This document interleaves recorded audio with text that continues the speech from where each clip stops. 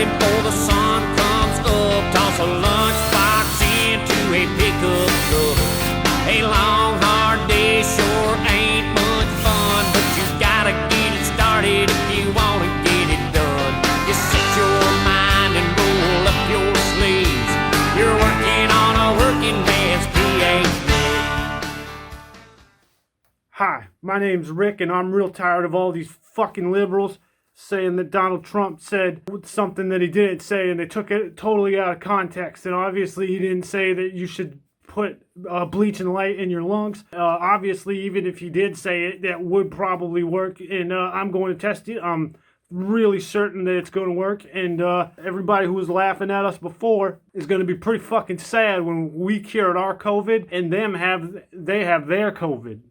What I have here is a 177 caliber pellet gun, fully loaded and ready to go, and it is going to fire a little pellet through this bleach, getting bleach on it, and it's going to go through this light. It will break the light, but the light will still be on the pellet, and hopefully, Lord willing, the creek don't rise. It hits me right here in my lungs area.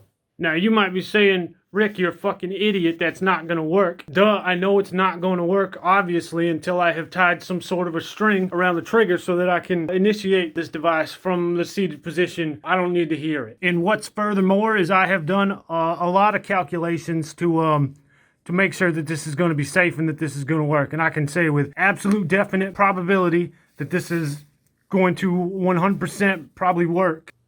And here we go, we're all set up. My back is killing me. Got my string. All right, got my string right here. Here we go. 3, 2, 1. Fuck COVID!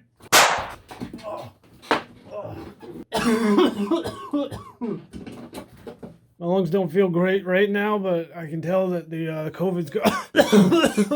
I can tell that the COVID's gone. I coughed up this pellet here. It went into my lungs and it came up. I'm feeling much better. Obviously, you can see my mask is gone, and I just can't wait to see all these non-Trump fuckheads eat their words.